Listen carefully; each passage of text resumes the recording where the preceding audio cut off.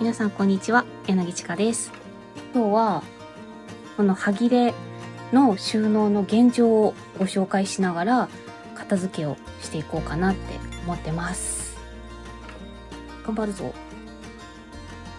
はぎれの整理整頓はキルターの永遠の課題だと思っている。まずこのはぎれとはどのくらいの大きさの布を指すのかという大前提についての話なんですが、これは本当に個人差が大きいと思っていて、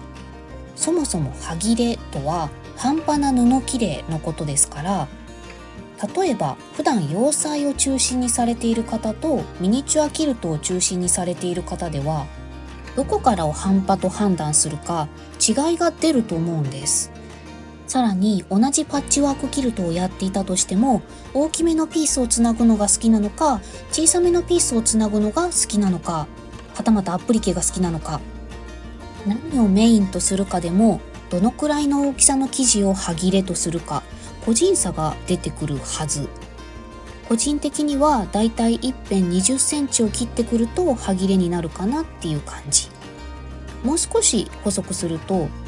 面積が小さい布イコールはぎれというわけではないというか、あくまでも単独でメインで使えないような大きさにならないとはぎれにはならないかなっていう感じです。そしてこちらは小さなはぎれたち、捨てられないやつ。だって全部いいな、好きだなと思って買った布だから、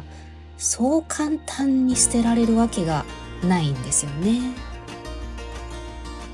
今回は今お話ししたような大きさの布をはぎれと呼んでいる私が、どのようにはぎれを保管しているか、活用しているかをご紹介します。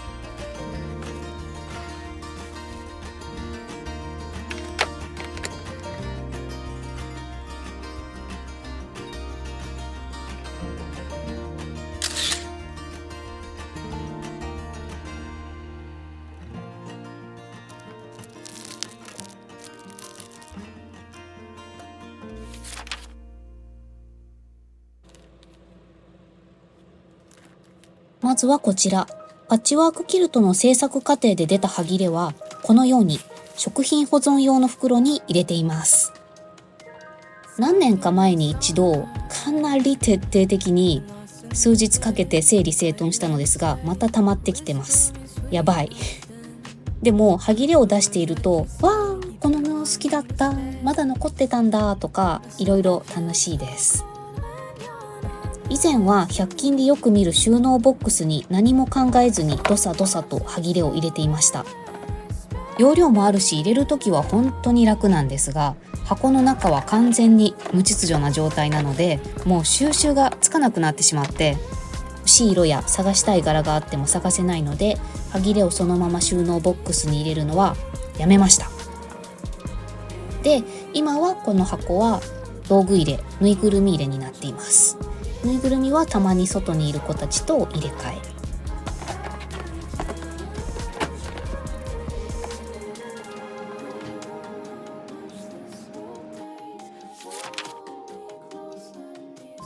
パッチワークの基本であり、布を無駄なく使える四角つなぎ。あらかじめ大きさを決めて四角にカットしておくと、時間がある時にちまちま縫いつなげるので便利です。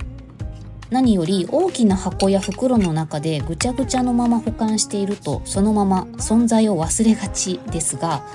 大きさを揃えてカットした状態で保管しておくことで、存在を忘れることがなくなりました。私がいつも準備しているのは、一辺2センチ、2.5 センチ、3センチの正方形の型紙です。この型紙を使って布に印をつけ、縫い代をつけてカットしておく。一つ目の缶の中には一辺2センチの型紙でカットしたはぎれを入れています。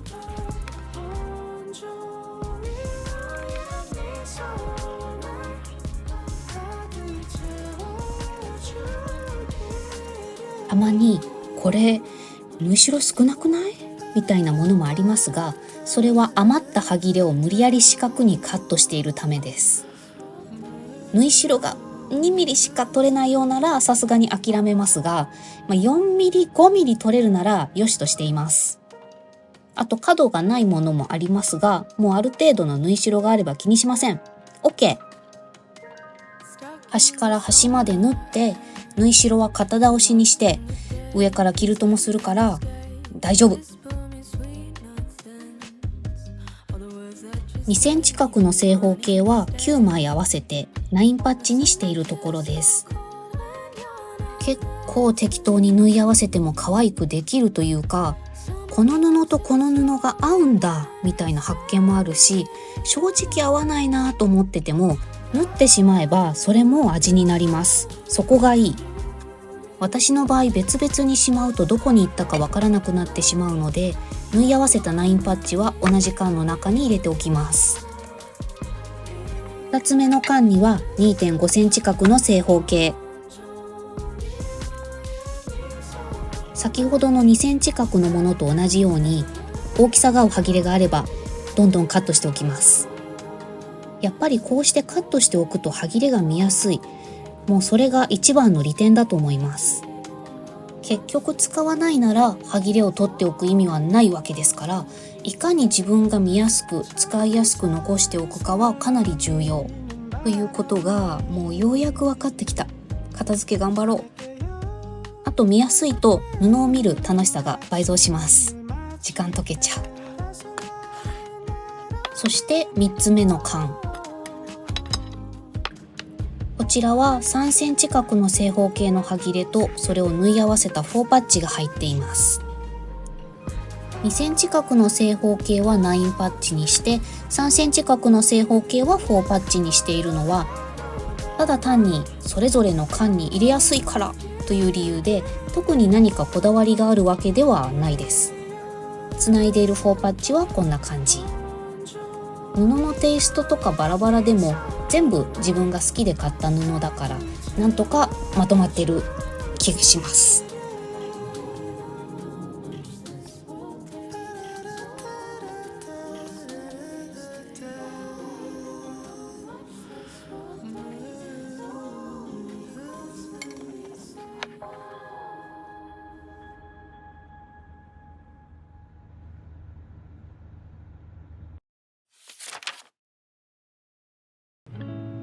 続いてはヘキサゴン、六角形。ちょっと四角にはカットしづらいかなって形で残っている端切れはヘキサゴンにカットします。三角形でも長方形でもひし形でもなくヘキサゴンにしているのは単純に好きだからです。あとヘキサゴンの場合はペーパーライナーがいろいろな大きさでたくさん揃っているので便利っていうのもあります。複数種類大中小みたいな感じで持っておくと端切れ活用に役立ちます。使っているのはコットンボールのペーパーライナーです。まずは一辺 26mm のヘキサゴン、プラスチックプレート、ペーパーライナー、作っている途中のもの全部一緒に食品保存用の袋に入れておきます。これで絶対なくさないし、思い立ったらすぐ始められるので、とにかくそれぞれのサイズをセットにしてまとめておくこと。整理整頓が苦手だからこそこのルール。もうとにかく一緒に入れとく。ちょこちょこつないでは大きくしていきます。だんだん大きくなってくると、タペストリーにする？クッションカバーにする？と夢が膨らみます。続いては一辺 16mm のヘキサゴン。お花一つだけでも小物にアップリケしたりして楽しめるので、別に用途が決まってなくても端切れがあったらとりあえず作っておく。そして一辺 10mm のヘキサゴン。端切れを最後まで使おうと思うとやっぱり小さいサイズのものが多くなりがちです。型紙通りカットした布はペーパーライナーと合わせてしつけをかけます。しつけをかけるとこんな感じ。小さくて可愛い。これをつないでいくとこんな感じのお花になります。これは一番お気に入りのお花。限られた端切れをつなぐ、そういう制限があるからできる配色もあるんだって気づかされる。そんな一辺 10mm のヘキサゴン、これも結構小さいけど、もっと小さい歯切れも活用したいという場合はこちら。クリブキルトというショップで買った 5mm ヘキサゴンのアプリケペーパーです。1枚税込み220円。自分で線に沿ってカットしたヘキサゴンを布にアイロンで接着して使います。とにかく実物を見てほしい。これが本当に小さくて可愛いんです。まずこちらつなぐ前の状態。ヘキサゴンが小指の爪と同じくらい小さいんです。で、これをつなぐとこんな感じ。先ほどの一辺 10mm ヘキサゴンのお花とこの一辺 5mm ヘキサゴンのアプリケペーパーのお花を比較すると、いかに小さいかがよくわかる。表と裏。なんか縫い代すごいことになってるけどちなみにイベントでいろいろ説明を聞いて、アプリケペーパーと一緒に専用の針と糸、めっちゃ細いやつも買いました。この小さなヘキサゴンを作っていて面白いなって思うのは、例えば大きなカットクロスで見ると右が大柄、左が小柄の扱いになると思うんですが、この2枚の布の端切れで作ったヘキサゴンのお花を見てみると、大柄と小柄が逆転するんです。小さくカットすることで、大柄ほど無地に近くなり、それでも完全な無地ではないので、絶妙なニュアンスが出ていいなって思うんですけど、で、小柄は小柄で大柄に化ける。小さな花柄が、ヘキサゴンいっぱいの大きな花柄になる。そういうどこをどんな大きさで切り取るかで変わる表情も面白くて、小さい歯切れも捨てられません。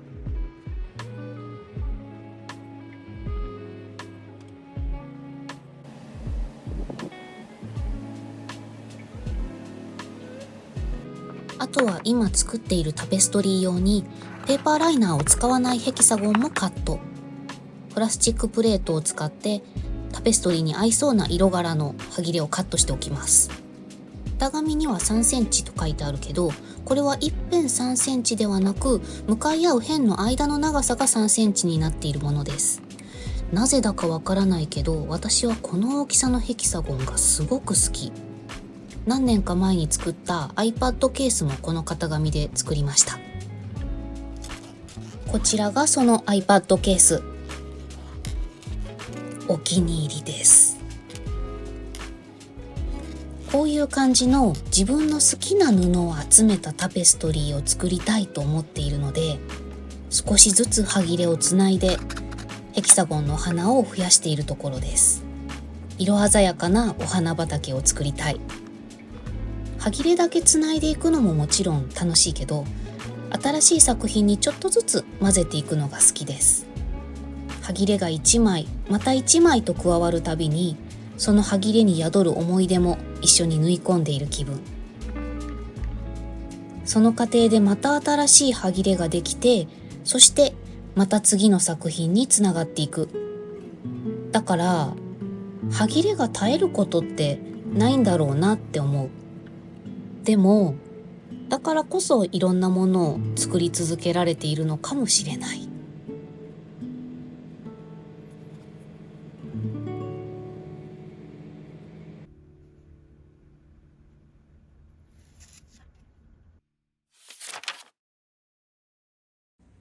それにしても歯切れが生まれるスピードに歯切れを活用して何かを作るスピードが追いついていない。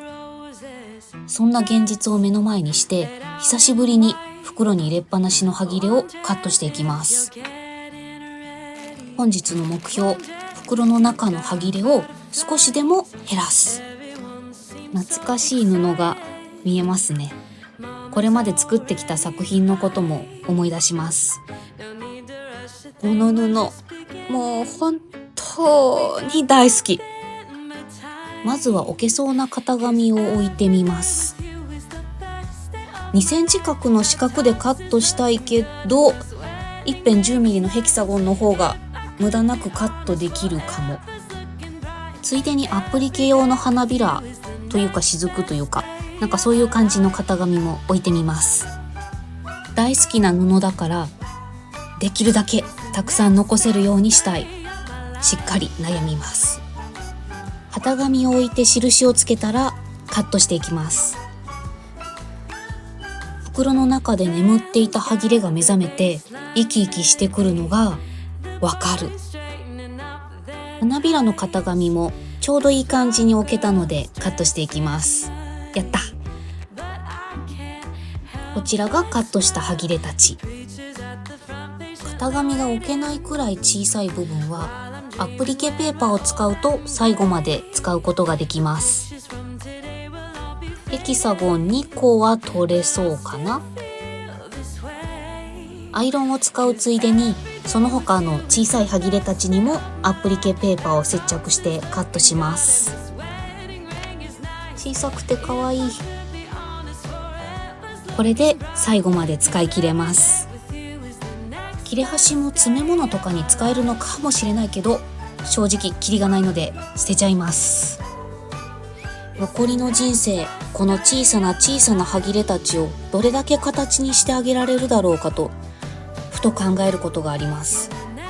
全部最後まで使い切りますなんて気持ちとしては持っていても軽々しく口には出せなくて、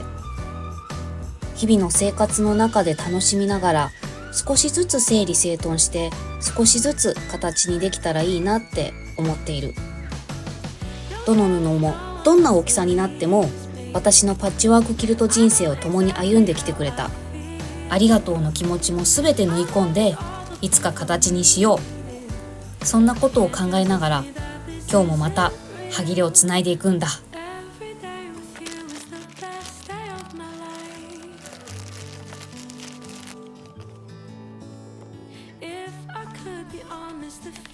歯切れのカット、本日はここまで。